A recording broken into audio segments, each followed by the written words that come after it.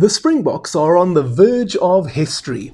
It's been 11 years since the Boks last completed an end-of-year tour unbeaten. Standing in their way, Wales in Cardiff. Now, unfortunately, that is not the daunting prospect that it once was. And in this episode, you are going to get a front row seat to the ultimate preview of Wales versus South Africa at the Millennium Stadium. I will take a look at the two teams that have been selected for Saturday's match. We'll analyse the strengths and weaknesses, look at the team's history against one another, and of course I'll finish off with a prediction at the end. But let's begin by taking a look at the world champions. Starting in the front row, Thomas du Toit is at loosehead. That's after Rassie Erasmus decided to rest Oxenchair, who picked up an injury last week against England. You might remember earlier in the week, Nchair was actually named in the starting team, but Rassie has decided to make that change, with du Toit moving to loosehead. Wilco Louw coming in at tight head. Johan Grobbelaar is our hooker. John Klein, nice to see him back in the setup. Franco Mostert will partner him in the second row. Siya Kolisi is our captain. Elrich Louw and Jasper Visser complete the back row. Now we go to the back line, Jaden Hendrikse and Jordan Hendrikse. What a proud moment for the Hendrikse family, with the two sons taking their place, or the two brothers, whichever way you want to look at it. Gertley Arendse and Cheslin Colby are on the wings, with Damien Dialende and Jesse Creel in the centres. Apelele Fassi is our fullback. And now the bomb squad, Malcolm Marx, Gerard Steenekamp and Vincent Koch. That's pretty intimidating if you're the Welsh. Eben Etzebeth and Ergies Snyman, they are the two locks on the bench. And then Cameron Hanekom, he's going to come on for his Springbok debut. He's going to become the 52nd Springbok to play this year. John Klein the 51st. And then we've got Kobus Reinach and Andre Pollard completing what is a 6-2 split for the Springboks. All right, that's a look at the men in green and gold. Let's see what Wales have decided to do for this test match. Gareth Thomas, Dewey Lake and Archie Griffin make up the front row. Lake is their captain. Will Rowlands and Chris Chiunza in the second row. Rowlands, for me, he's one of their very best players. James Botham, Jack Morgan and Tane Plumtree are the loose forwards. Morgan, for me, he's their best player. I really think he is. If they have another best player, that would be Rowlands. And then Tane Plumtree, if you're a Sharks fan, you may recognise that name. If you know John Plumtree, and of course you do if you're a Sharks supporter, well, Tane is John's son. Looking at the backs now, Ellis Bevan and Sam Costello make up the halfbacks. Rio Dyer and Tom Rogers are on the wings. Ben Thomas and Max Llewellyn are in the centres, with Blair Murray taking his place at fullback. And then let's have a look at their replacements. Ryan Elias, Nicky Smith, Kieran Asarati, Freddie Thomas, Tommy Reffel, Rodri Williams, Eddie James and Josh Hathaway. So Wales going with a 5-3 split on their bench. And just before I compare South Africa and Wales man for man and department for department, I want to tell you guys quickly about my brand new book. It's called How to Become a Sports Journalist. Now, I wrote this book with high school kids and students in mind, those who aspire to become sports journalists in the future. Guys, I've been in this racket for 20 years now, and there's so many things that I wish people had told me back in the day, and I've put all of that, all of my experiences, lots of tips and advice into this book. It's a one-stop shop for anybody who wishes to one day become a sports journalist. It's available now on Amazon. The link is in the description area for you to click on. It would make a great Christmas present if you are not yourself a student or a high school kid. And by the way, if you are a mid-career sports journalist and you're feeling like you're stuck in a bit of a rut, I'm pretty confident that this book will be able to help you as well. All right, let's have a look now at the Springboks and the Welsh forwards. We're going to compare them man for man. So if we look at what the Springboks have got going in Cardiff, it's going to be Thomas du Toit, Johan Grobbelaar and Wilco Louw. Now, all three of these men are Springboks. Grobbelaar, obviously the least experienced of the three. Powerful scrummagers, I've got no doubt about that. I'm happy with that front row. I'm not surprised that Rassie has decided to go with an untested combination. That was always my gut feel for what, with all due respect, is the easiest of our 3 tests on this end of year tour. You look at what Wales have got: Gareth Thomas, Dewey Lake and Archie Griffin. Now, we saw last week against Australia that Wales actually had a pretty decent scrum. That was almost the only positive for them in their walloping that they received from the Wallabies.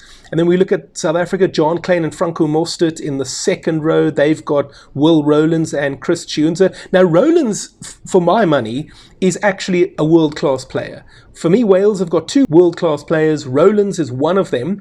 And I actually think that we might have a little bit of a challenge there. We think not necessarily only of the scrums. I think that the scrums, there could be an element of parity given our, not our inexperience, but our untested combinations. This is a tight 5 South Africa are playing that have never played together as a unit. Klein and Mostert making up 4 and 5, whereas they've got Rowlands and Chiunza. I just wonder if there isn't going to be, especially in the first half, before the bomb squad comes on, we might see first half scrum parity. I'm trying to look at this from a Welsh perspective and see where they might be able to get an edge. James Botham, Jack Morgan and Tane Plumtree, I don't think are necessarily going to have an edge over Siya Kolisi, Aldrich Lowe and Jasper Visser. Again, South Africa, not an inexperienced side, but untested combinations is what Doc has gone with here. And again, Wales open side flank Jack Morgan, for me, he's their best player, far and away. And together with Rowlands would be the only 2 world-class players that I think they have. Overall, I think South Africa has the edge in the scrums, although I do think the scrums will be competitive, especially in the first half.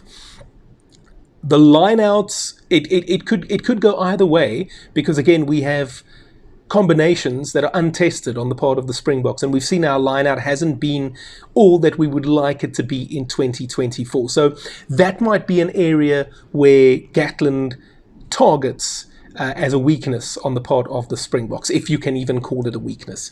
Let's compare the backlines now. We've got the Hendrickse brothers at halfback. What a proud moment for the Hendrickse family. Jaden, let's be honest, he didn't have his greatest test match for the Springboks against Scotland. I think he's going to be determined to prove that what happened at Murrayfield was just a one-off. And what better incentive to have a great test match than alongside his brother Jordan? It's very exciting, but at the same time, we're talking about inexperience and untested combinations. And an untested halfback combination, while not something that I think is going to be too much of a problem against Wales, it is something that could help the Welsh in terms of being more competitive. On their part, Ellis Bevan and Sam Costello, I mean, I don't think that Bevan and Costello are better than the Hendrickse brothers. I really don't. But again, untested combinations at international level, there could be some additional pressure. There could be an element of parity, even though I don't think it'll go that way. And then the rest of the Bok backline is pretty much a World Cup winning backline, isn't it? Arendse, Colby, Dialende, Creel, and then Fassi. If we look at what Wales have got in comparison, Rio Dyer, I mean, he's not a bad player. Tom Rogers, I thought he did okay against Australia, to be honest. Maybe one of the only Welshmen who did do okay against them. Blair Murray at fullback, and then you've got Thomas and Llewellyn in the centres. There's no ways that lives with South Africa. So what it will come down to, in my opinion, is the quality of the ball that is being supplied by the forwards. If the Springboks get front foot ball, then Wales are in massive trouble here. There's no ways that their backline lives with our backline. At the same time, I do think that the Welsh scrum will be able to live with the Springbok scrum, again, especially in the first half. Second half, once that bomb squad comes on, I think it's good night nurse. The lineouts, again, it could be something that goes either way. And then someone like Morgan is going to be massively important. He's going to be critical to Wales's chances at the breakdown. And guys, the way I'm talking here, it's not to imply that Wales have got a chance of beating South Africa. I don't think they stand any chance of beating us on Saturday. The angle that I'm coming from here is Wales keeping the scoreline respectable. If Wales lose this match 28-10, quite frankly, that would have been an afternoon well done for the Welsh. I know it sounds horrible and it sounds very disrespectful, but this is possibly the worst Welsh team that we've ever seen. They've lost 11 tests in a row. They haven't won a match since September 2023. Not this September, last year, September. That's the last time they won a match. They are on an awful run. There's no ways that they are beating the Boks. It's just not happening. So it's a case of what is the scoreline going to be? And I'm trying to find a way here that helps Wales keep the scoreline respectable. And like I say, we could have parity in the scrums. Lineouts could go either way. Morgan is going to be crucial to what they do at the breakdown. And if they can do that, that means the Boks don't get quality ball from Hendrikse to Hendrikse and the rest of the back line, and that can be very disruptive. And that means that the scoreline could be kept down to a minimum of damage, so to speak. Let's have a look at what's going on in terms of the replacements. And again, if Wales are able to do everything that I've just said, well, then you've got Malcolm Marx, Gerard Steenekamp, and Vincent Koch coming on. Yeah, like I said, that's pretty much good night nurse. Throw in Eben Etzebeth and Ergius Snyman. And then Cameron Hanekom, a lot of people are very excited to see how he goes in his debut test match. I suspect he's going to come on for Elrich Lowe, but you don't know. He could come on for Sia, he could come on for Jasper. If he comes on for Sia, then I suppose Etzebeth would take over as the captain. If you look at the forwards on the part of the Welsh, it's not anywhere near as intimidating. Ryan Elias, Nicky Smith, Kieran Asarati, Freddie Thomas, and Tommy Reffel. They've gone 5-3, so you got Rodri Williams, Eddie James, and Josh Hathaway. And again, with all due respect, Kobus Reinach and Andre Pollard. So again, if the Hendrikse brothers are not having a great test match, Kobus and Pollard come on and sort everything out. So there's just absolutely no way that I can see Wales living with us on Saturday. Again, like I say, their best hope is keeping us to under 30 points and then them, quite frankly, trying to get somewhere between 10 and 15.